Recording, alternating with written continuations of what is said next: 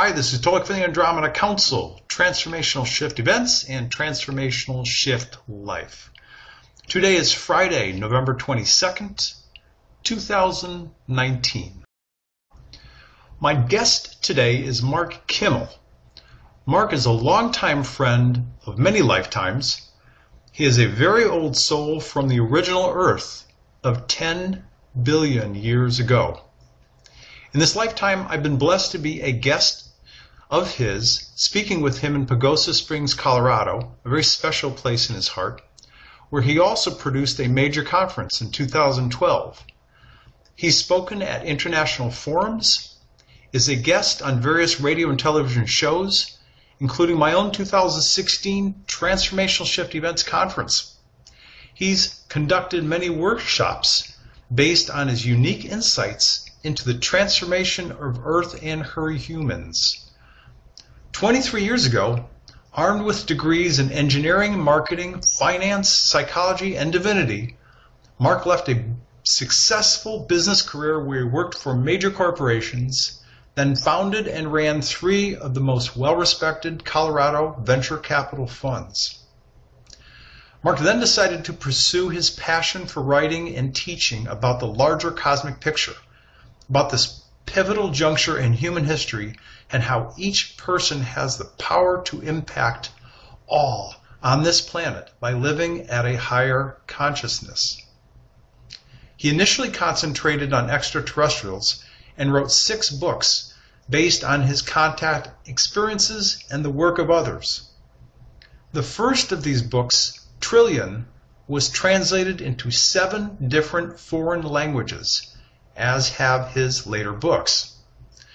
Mark has undergone extensive training to raise his consciousness to where he's able to receive communications from non-physical beings. His later books reflect this ability. Aeon resulted from a series of communications that began 18 months ago. They are in more detail and from beings who have not yet spoken out before.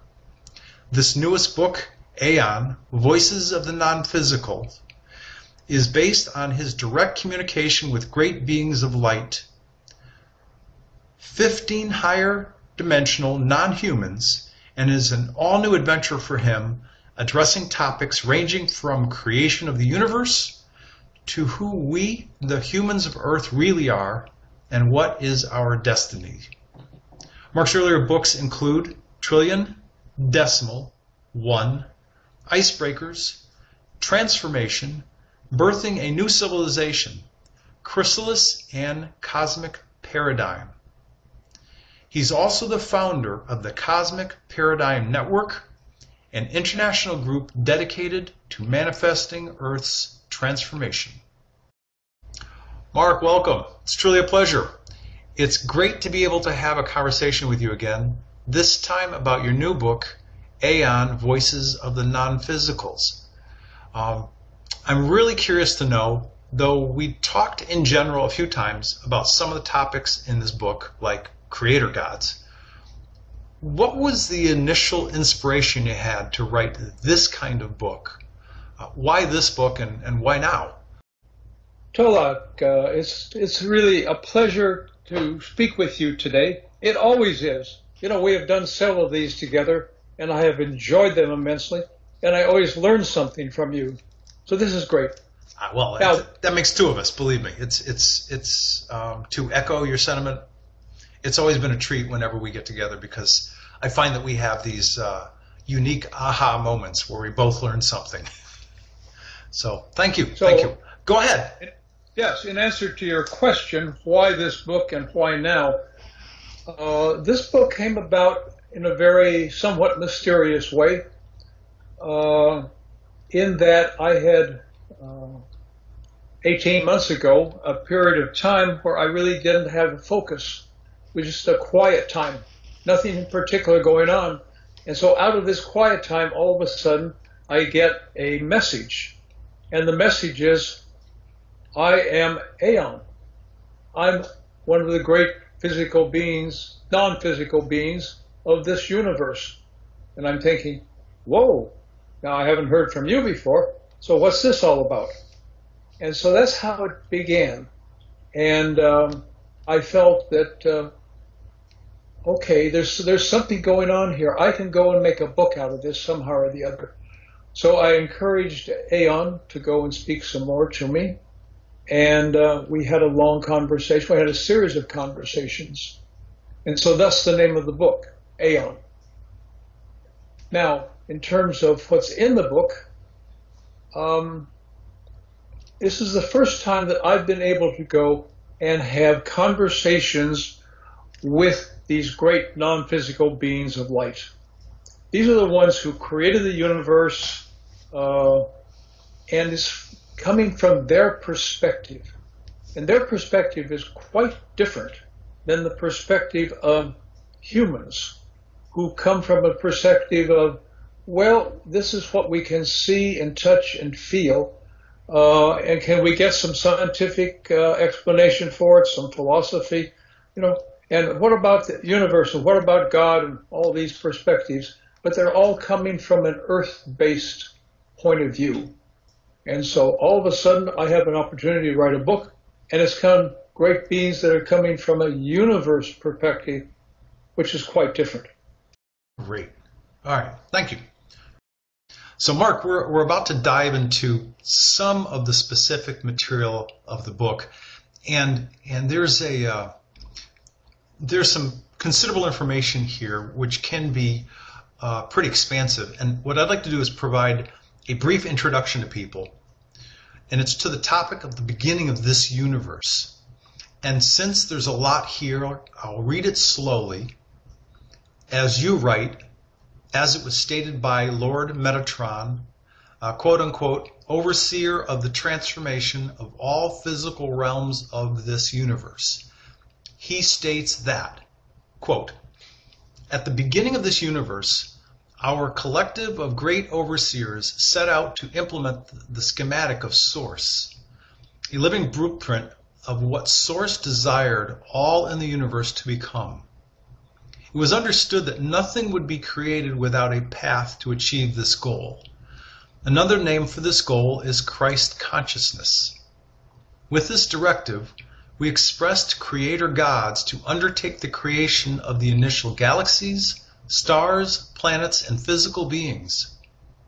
We also manifested oversouls who would supply the souls for them. A few billion years later, there were galaxies, stars, planets, and physical beings on paths that would lead to high consciousness. The Milky Way Galaxy was one of these, and my collective of overseers created Earth as a special planet. It was to act as a model of Christ consciousness for the Milky Way Galaxy, to illustrate the perfection of the schematic of Source. Earth was placed above the plane of the Milky Way Galaxy in order to show its perfection to all planets of the galaxy.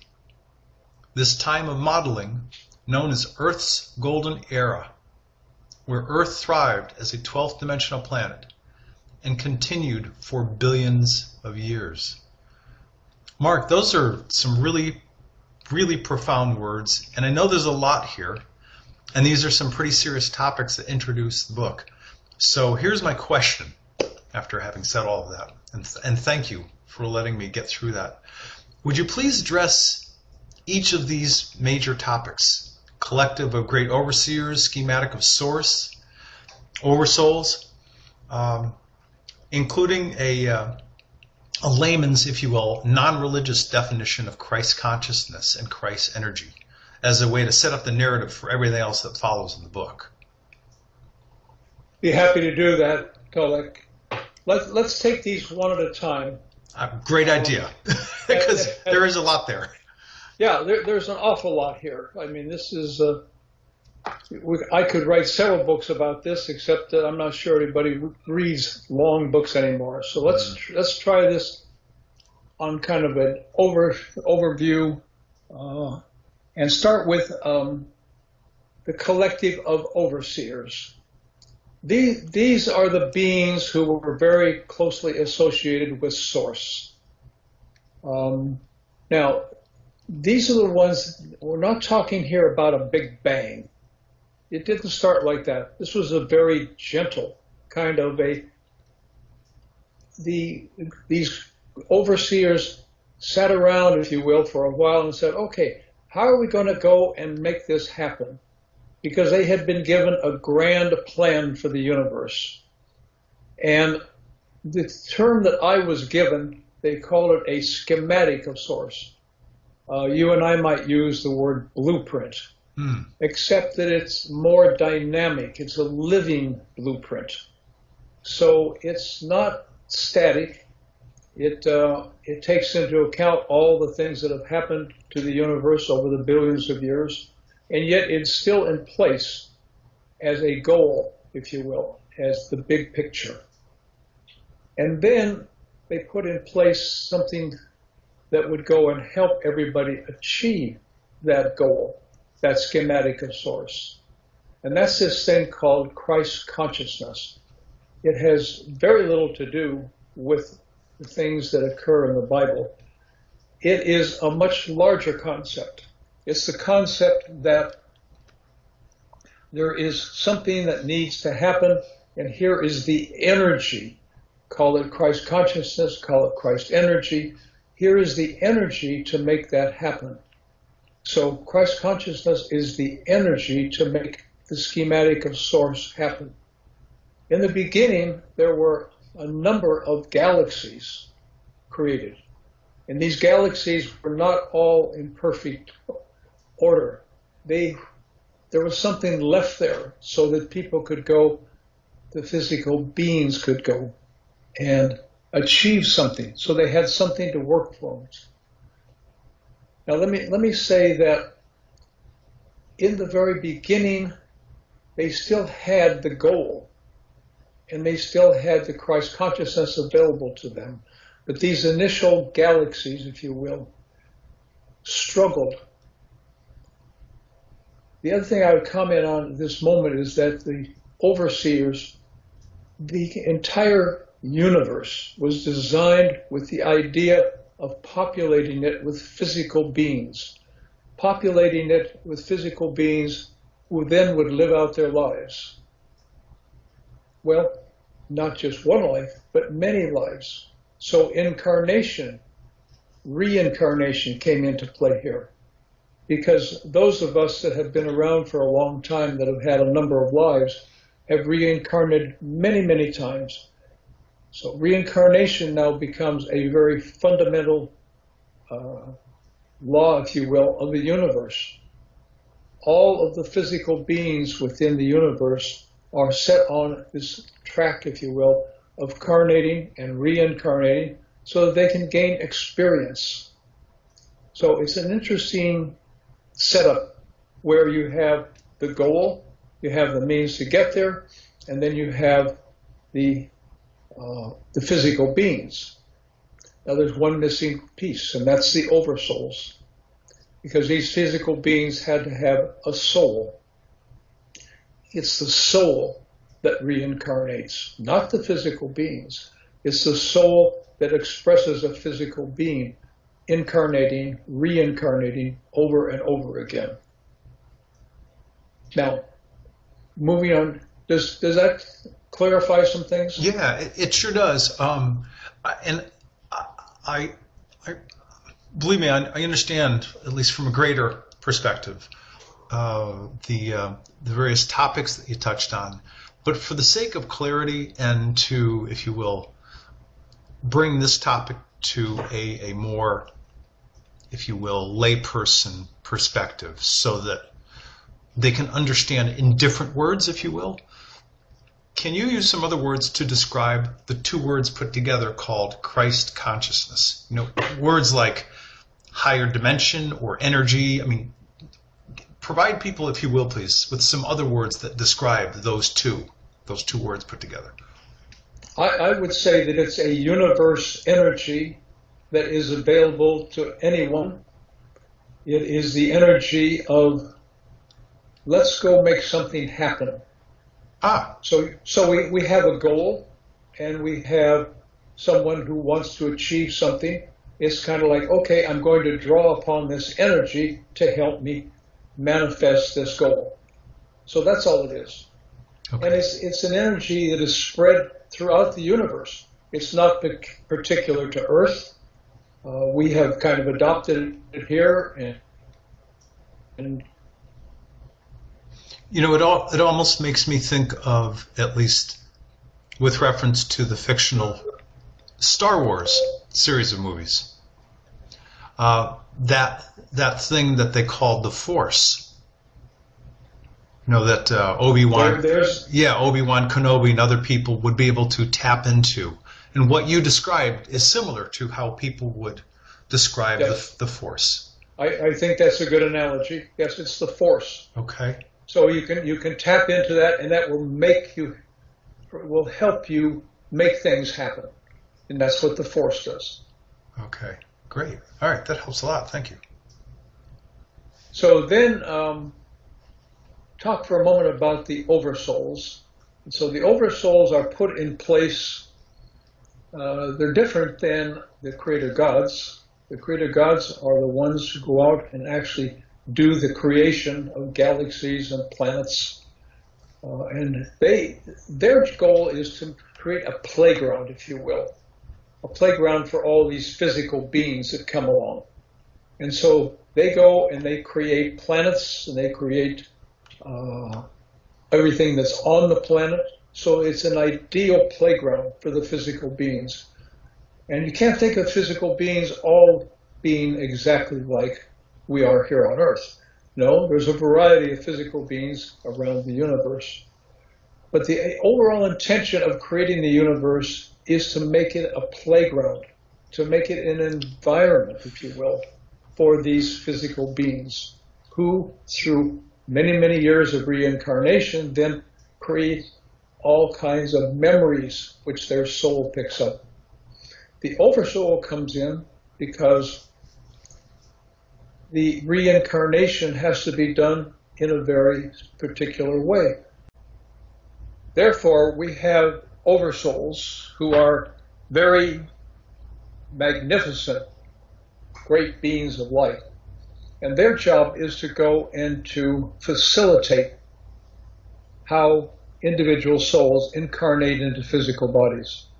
So they work with the souls in such a way that the soul says, oh, I'd like to go and have a lifetime in a beautiful, peaceful, high dimension planet. And the oversoul says, oh, okay, let's see what we can find. So they look around, they find a physical being whose life projection looks like it's going to be just that. And the oversoul says, is this what you would like? And the soul says, yes, I'll go jump into that. Or the soul says, well, I'd really like to go, I've never tried this dark stuff. I want to go and find a really dark life.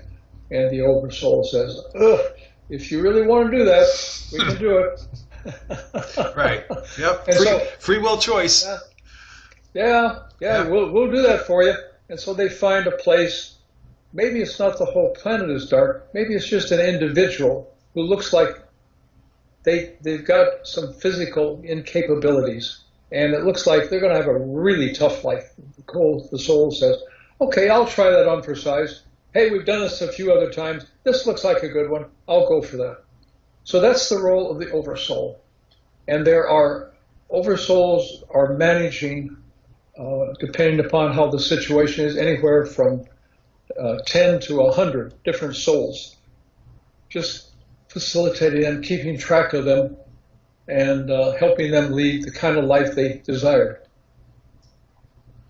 So now we get to a situation. Let's jump ahead. Okay. And now we're looking at today.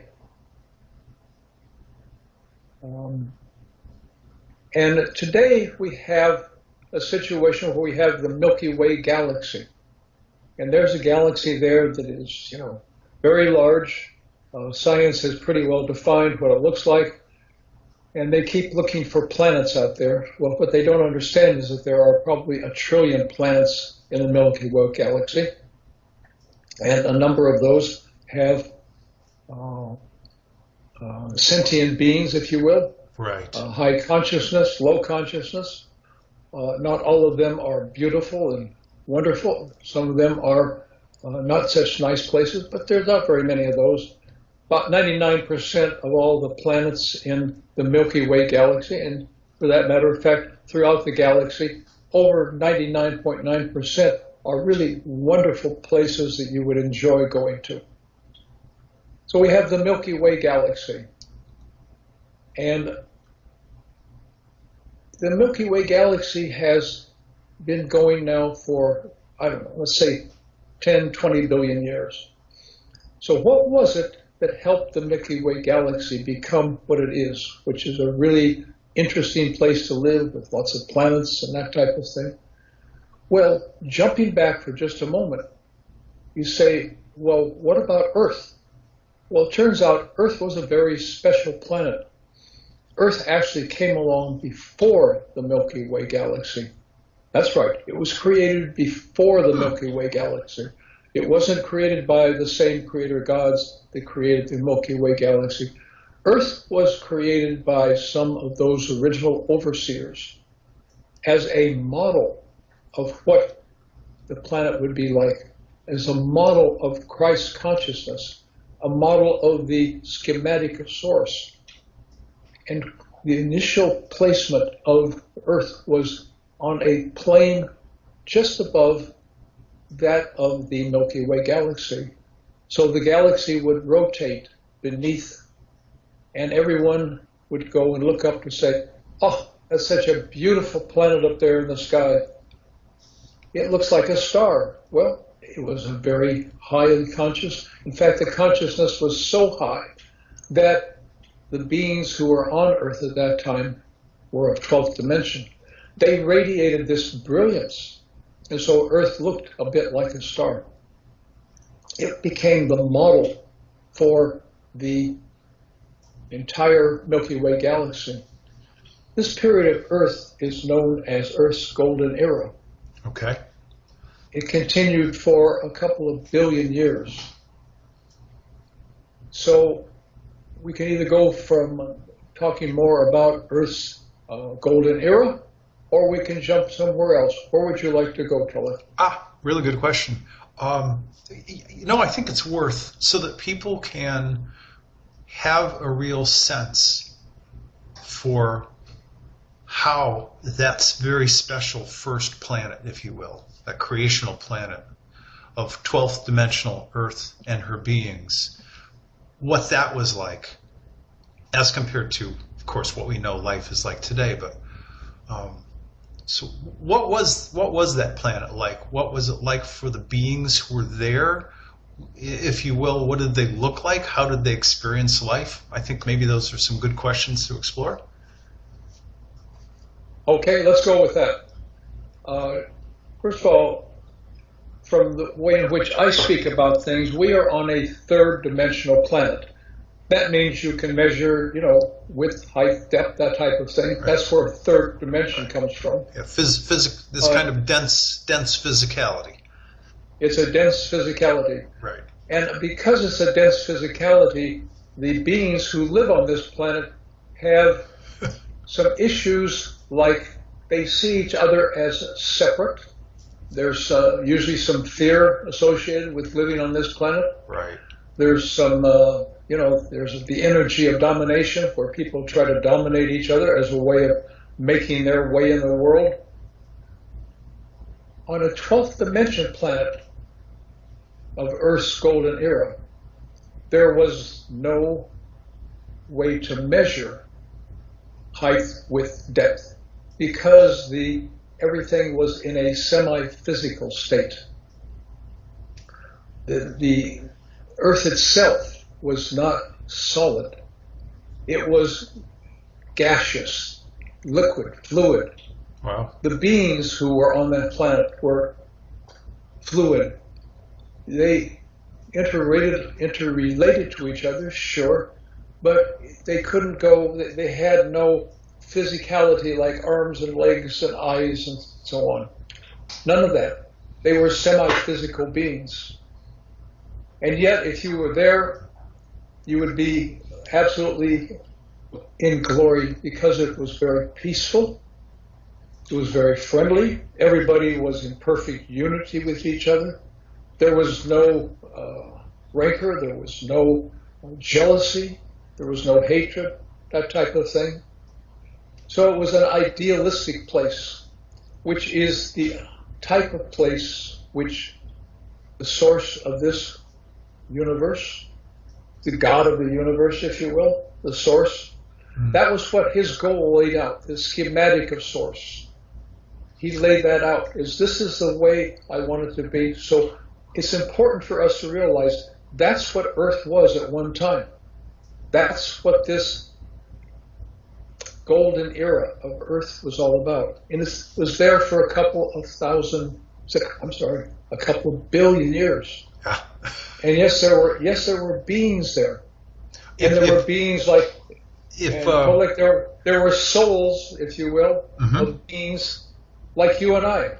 I have a pretty strong feeling that, yes, you and I were there, a long, long time ago.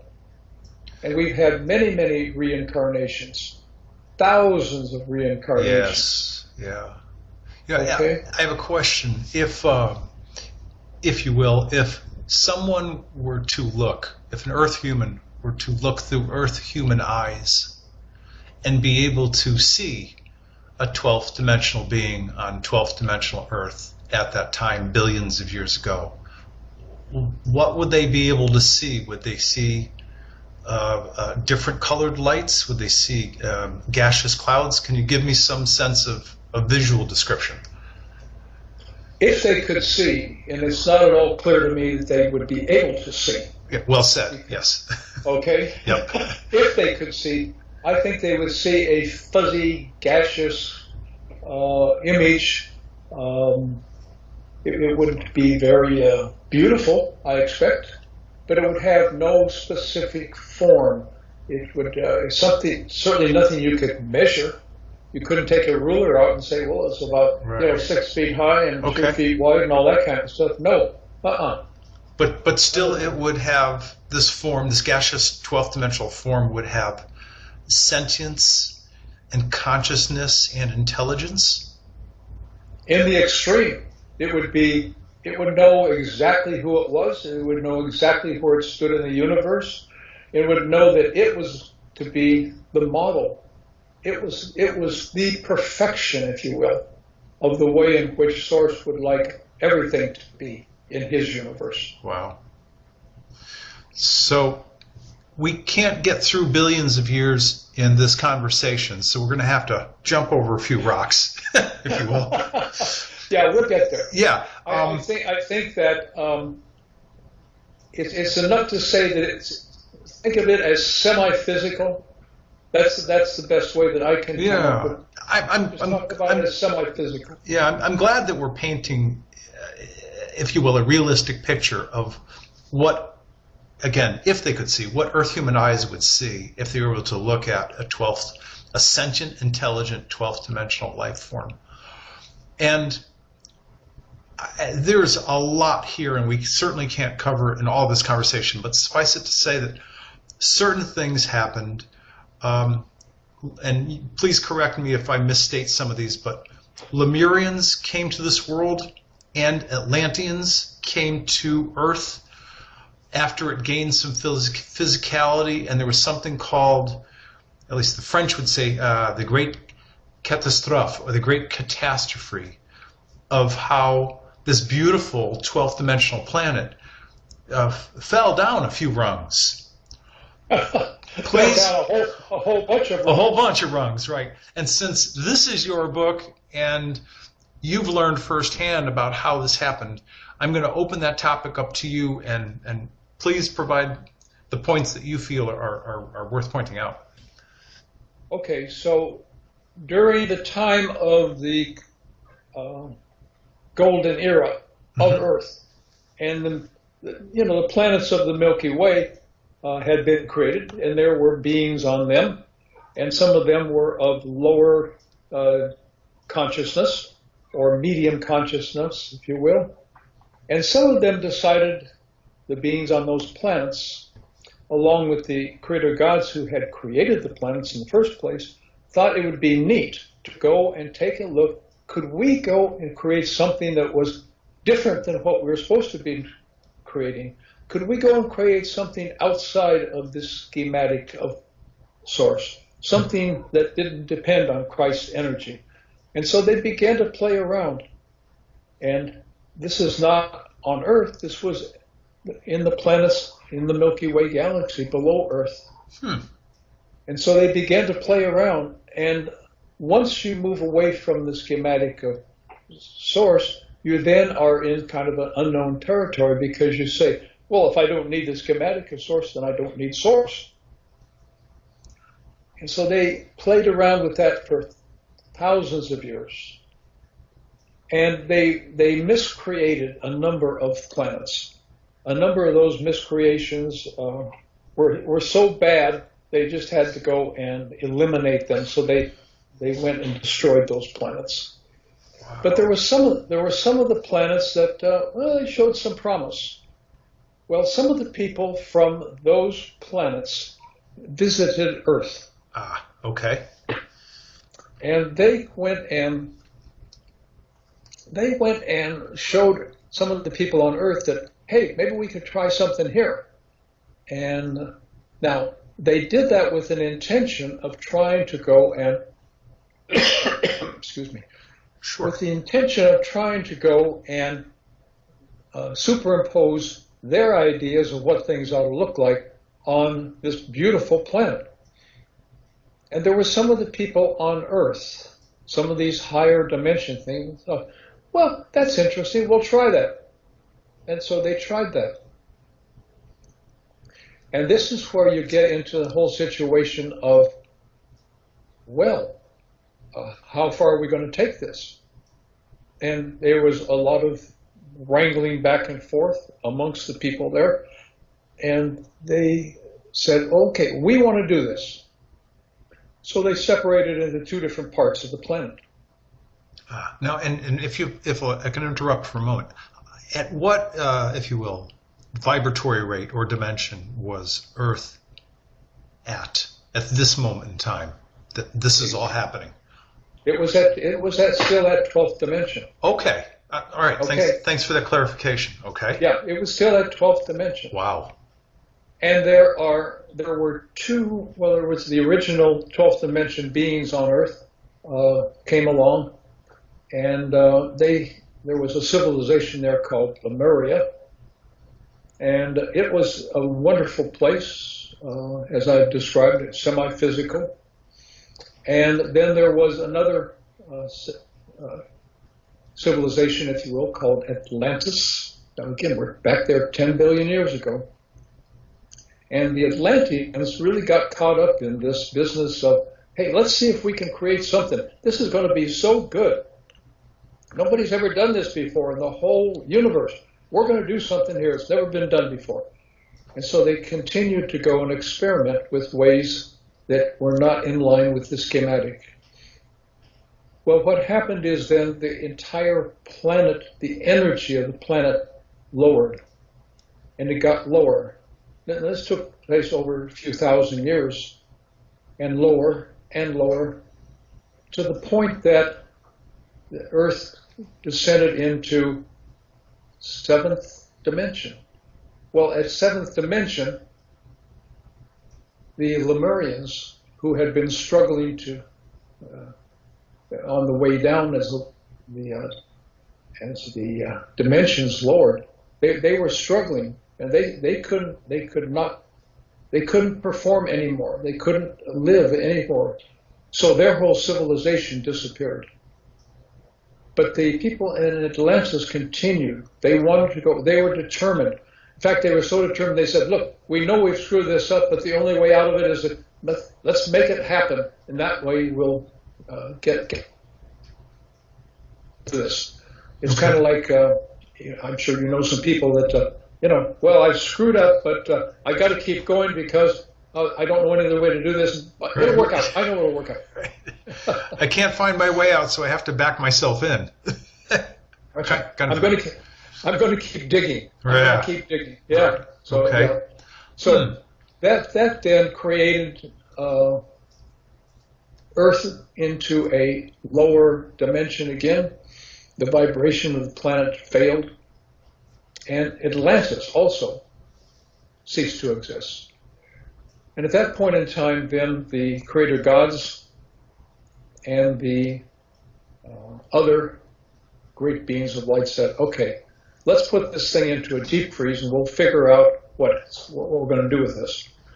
Because we've got this model for the whole universe, for the whole galaxy. And we can't just let it go. Well, maybe we just should let it go. So there was a discussion. That went on for 500 million years. Wow. A long time. That's a long sleep cycle. Now, yeah. And of course, this is one of those situations where I hadn't thought of this, but as long as we're here,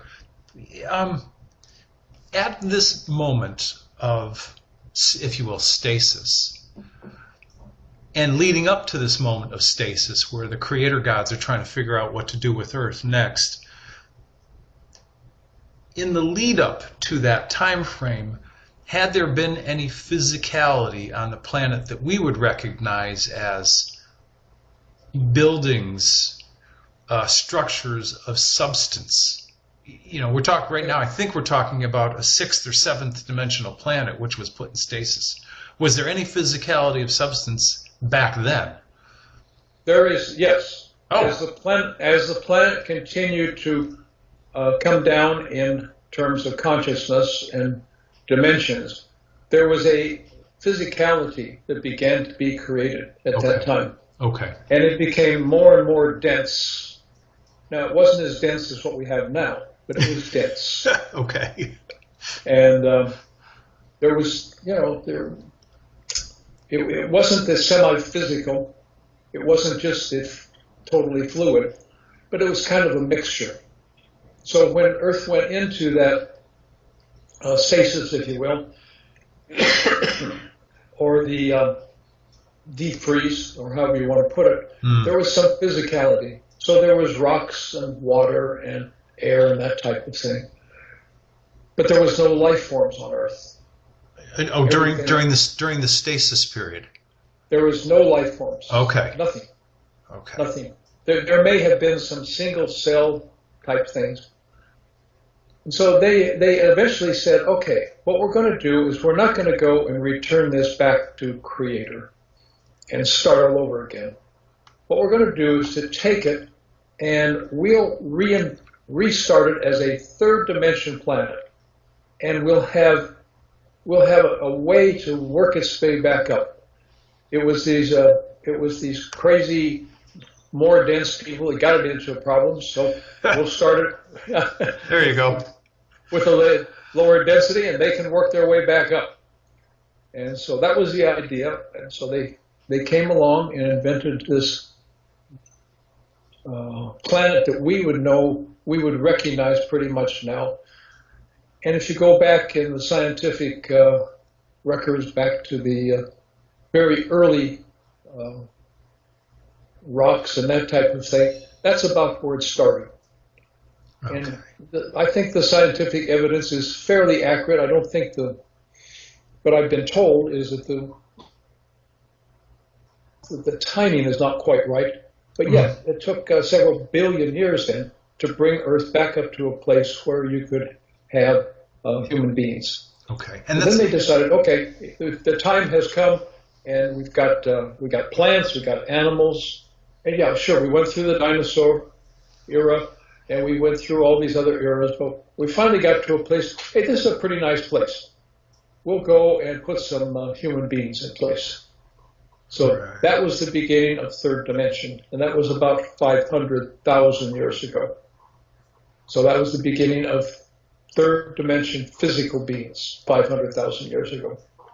And then, of course, there's the continued evolution of animal life and fish in the seas and plant life, and of course, human life on the planet. And there's also greetings. We're your brothers and sisters. but we're not from here. We're from the Sirius star system. Yeah, we're from Andromeda. We're from the Pleiades. Right, So or from the Pleiades. And so we have... We're here to help. We're here to help. Yeah, we have Adriel, who's the overseer of the Andromeda Galaxy. Justine and Maureen, who you've been talking to for years. I think we're going to not digress, but just kind of go, we're going to go out a side door for a moment. Would you please tell people, because when I read this, I was like, wow, this is kind of cool. Because the people I'm involved with, most of them are from planets within the Andromeda constellation. And that's a whole other conversation together. But would you please share with people what you've learned is unique about the beings from the star planets of the Andromeda Galaxy? Because when I read that, I'm like, wow, this is different. I haven't read this before. It is different. And I know it's very different. Yeah, it's a sidebar conversation, but I think it's worth, before we go back into Earth, it's worth you talking about this. The Andromeda Galaxy is a 15th dimension galaxy. 15th dimension, which is higher dimension than Earth ever was. And what happened to Andromeda there is that it started out the same way as the Milky Way Galaxy, except they didn't have a lot of fooling around. They had a little bit, but not a lot. And they continued to raise their consciousness to where today it's at 15th dimension. Well, when you get to 15th dimension on a planet, it begins to look a whole lot like a star, because the beings there are radiating so much energy, it begins to look, wow. And so what they decided to do was to consolidate the planets and the stars. And they came up with something called star planets. Now, it depends upon which communication I listen to.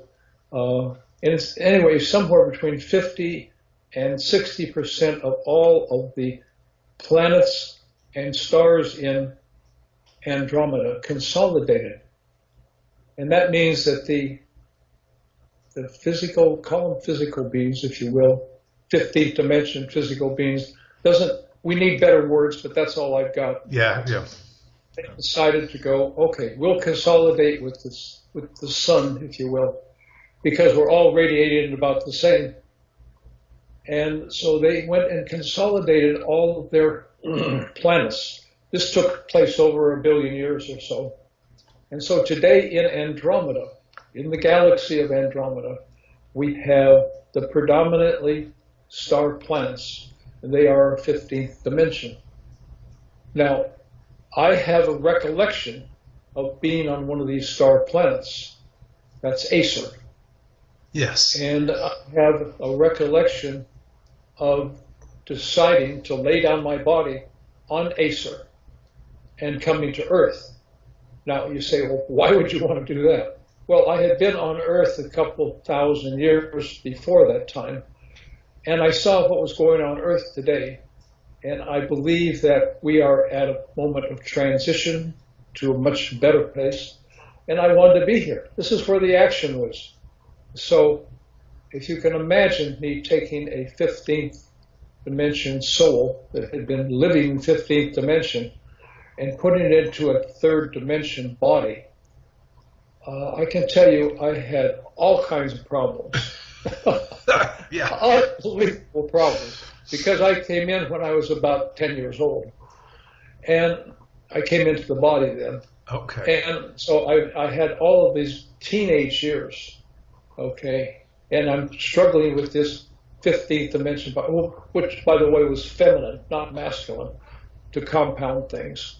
So the soul comes in, having lived in a 15th dimension semi-physical body, and it's dumped into a 3rd dimension male body. Male. Oh, yeah. I had a very rough few years. I really did. It was something. Yeah, so to use conventional, if you will, spiritual speak, you're a walk-in. So you were walking at essentially age 10. Age 10, just about 11 years old, but age 10. And I'm a walking from Andromeda. With a higher fine essence, if you will, more. These aren't the right words, but you're a much more feminine, gentle energy, as a way of saying things, walking into a 10-year-old male body. And interestingly enough, so you come from, and we talked about this briefly before, but so you are an Andromedan soul of a very high vibration coming into an earth-dense body. And I was a Pleiadian soul from the Tegeta star system, planet Dakota, as a walk-in at age 1.5, going, what? I don't know. I don't want to be here again. Yeah. And feeling just as uncomfortable in this body as you did. Yeah. And I don't know how much memory you have of your prior life, but I don't have much memory of the prior life, primarily because my conscious mind can't get around what a 15th dimension body would be like. Right. So it's a real fuzzy recollection. Yeah. That's the best I can do. Yeah, of course. Now I also have a memory of having been on Earth 2,000 years ago in a male body, and that recollection, I have some memories of that. And then I left that and went to Andromeda. I'm not sure what it was like going from a third dimension to a 15th dimension, but we have that ability. Our souls have that ability. Yes. To move from different levels of consciousness, move from different planets, from different galaxies. If we've had, like you and I have had, maybe 10 billion years our soul has been around here. And think of how many lifetimes you might have had. Think about that. I mean, it's just, it blows my mind. Yeah. Yeah. It's almost incomprehensible to think about all those possibilities of experiences. And I have a memory of at least 5 or 6 different lifetimes, including one where I was a male in what we would today call sort of like Bangkok or Thailand. The people with the brightly colored silk clothes and the little shoes that kind of curl up at the tip, and many, many others. But it would almost be overwhelming to have a complete recollection of thousands of lifetimes. Because you'd be walking around, you would almost be walking around this body in circles going, what do I do here? What am I doing here? What am I doing here? Yeah. Well, so, this has been a fascinating experience. And that's why I wrote this book, Aeon, to try to help people understand that, yes, if you can once understand that you have had all these experiences, and that I guarantee that everybody here has had lots and lots of experiences, hundreds, thousands of experiences, then all of a sudden you begin to look at yourself much differently.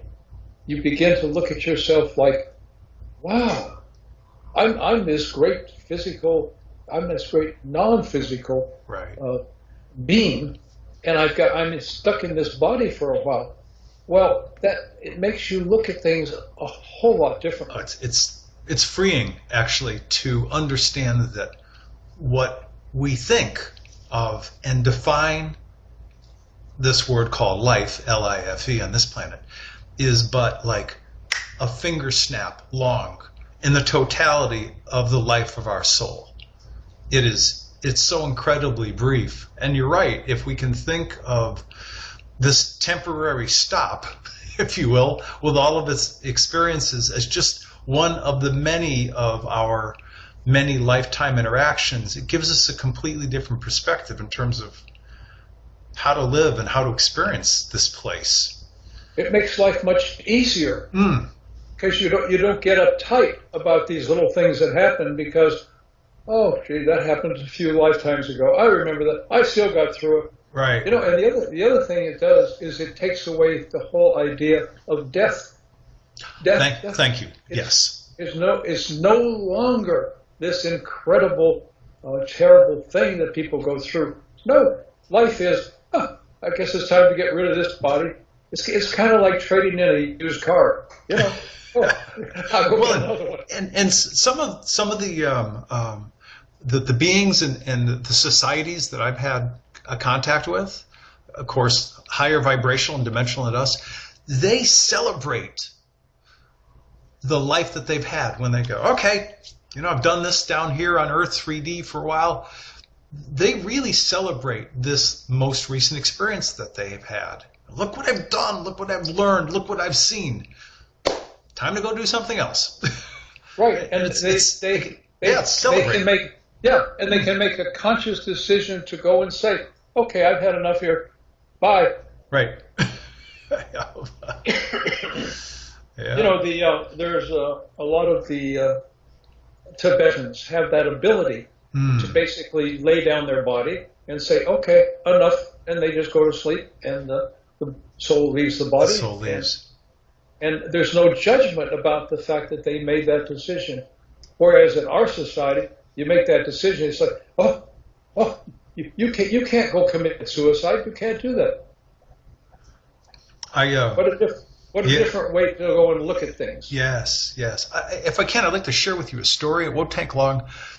Within the past couple of months, I read a story that was posted in the newspaper. We actually had access to a newspaper in my hands. And the story was about a man who I think was 59 or 60, relatively young, and his body was going through some changes, and he learned that he had some progressive stage of cancer. And here's the summation of the story. Now keep in mind, he was either from Washington or Oregon. And the article I read was written by him before he decided to lay down and get rid of this disease-ridden body. Now in places like Oregon, Washington, Maine, and a couple of other states, you can actually make that choice. And here's what he said. He said, you know what? I choose not to live through the process of the debilitation of the disease and the progress of the disease. I want to celebrate my life with my friends while I can still do it. And he did. He had a huge celebration of life party. All of his friends and his relatives showed up. I don't know whether they had champagne or not, but they really celebrated his life. And that was on a Saturday. And on Sunday morning, after having a good night's sleep, he had a great meal. He had his doctor over. The doctor poured him a little cup of whatever it was. He thanked everyone, drank that little bit in that little cup, and his earth body went to sleep. Yep. I was like, wow, what a great story about a man who said, I have the right to celebrate this incredible life I've had. And I'm in charge of my body. Thank you. Exactly. That's exactly it. Yep. I'm in charge of this body. I'm in charge of this body. Yeah. I do remember making that decision on Andromeda. That I'm going to, okay, I've had enough. I'm going to lay down this body, and I'm going to go to Earth. Yeah. Of course, they said, "What do you want to do that for? You really want to go to that place?" And I said, "Yeah, hey, I've been there before. It's not that bad." Yeah, they're crazy down there, but it'll be a fun experience. Hey, listen, this has been absolutely wonderful. Your new book is Aeon, Voices of the Non-Physicals. Please tell people how people can purchase it from you. Anything else that you'd like to provide in the last few minutes of this conversation? Well, yes. Aeon is listed on Amazon, and you can buy it there. And I have just announced that if you purchase it on my website, which is www.cosmicparadigm.com, you can purchase it there. And if you purchase it there, I will send you a crisp new $5 bill with the book. This is a year-end kind of a holiday special. That's very nice of you. That's very nice. Yeah. So I am much more interested in getting the word out than I am making a lot of money on this book. Yeah. And so that's what I'm doing it for. My intention here is to break even, which I have done, which is fine. That's great. And so, you write these things because you have been told that that's the thing to do. And if I could finish with a little story. Please. Oh, yes. So this is a story about Sedona. Okay. One of my favorite places, yes. Yes, you know about Sedona. Yes. So I was told that I needed to visit the airport vortex in Sedona. Okay. All right. And you know where that is? It's on the road to the airport. So It's a nice little park off the side of the road. Yep. Know exactly where it is. A lot of hiking trails. Mm-hmm. So my wife and I stopped there, and we went over, and there's a board there that shows, here's all these different hiking trails. So I went over and I put my, you run your finger around and I was pulled to one particular trail, and I said, okay, we'll go there. So I stepped away from that board. I was immediately grabbed by the front of my being as though someone had lassoed me.